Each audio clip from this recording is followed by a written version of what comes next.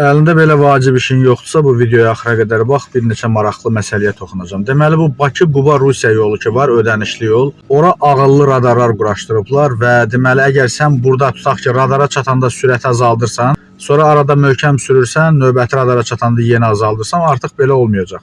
Ağıllı radarlardır, bu radarla digər radarın arasındakı məsafəni ölçür. Orta bir rəqəm çıxardır ki, məsələn, 110 ilə sürməliydin, 150 ilə sürmürsən və cərimə gəlir. Bu çox ağıllı danışmaq kimi çıxmazsan, amma mənim də bir ağıllı məsləhətim var, daha doğrusu ağıllı təklifim var. Bu radarların ağıllı olmağı əladır, yəni doğrudan-doğruda hadisələr çox olurdu, amma imkan varsa bu bölgələrdə də bir-iki dənə ağıllı iş yeri açın. Bu ölkənin yarıdan çoxu Bakıdadır. Bakılılar bura yığışıb bizi də qavalamaq istəyirlər. 5 milyon insan var bu şəhərdə, 5 milyon. Adətən 5-6 milyonluq şəhərlər 50 milyonluq ölkələrin paytaxtı olur. Yəni normalda məsələn aeroportdan düşən adam elə bilir ki, Çinə gəlib, yəni əhalinin sıxlaşması baxımından. Amma bölgələrə gelsən elə bilirsən Monqolistandır. Nə mənada?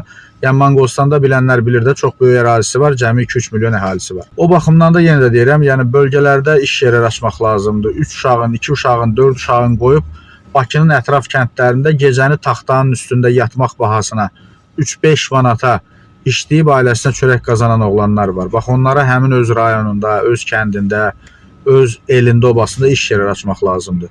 Bir də ən vacib məsələ, yenə desəm çox ağıllı danışdım, amma bir vacib məsələ də odur ki, bu icra başçıları yerlərdən danışıram, rayonlardan. Məsələn, kəndli sarımsaq əkir, icra başçısı da əkir, kəndli qoyun saxlayır, icra başçısı da saxlayır. Məsələn, Qaxla Balakənin hazırda həbsdə olan icra başçılarını gördünüz yəqin ki, 15 min baş qoyunları. İcra başçısı da qoyun saxlayırsa, mən də qoyun saxlayıramsa, o şəraitin yaxşısı təbii ki, ona yaradılacaq. Həmçinin də digər, məsələn, mən sarımsaq əkirəm, o da əkir, soğan əkirəm, o da əkir. Elə bir ki, 7 yetimdən bir dərədə qalır. Yəni, bax, bu məsələləri də nəzərə alsaq çox yaxşı olar. Təbii ki, o radarın quraşdırılması da təqdir olunasıdır, yeni texnologiyadır, filandır.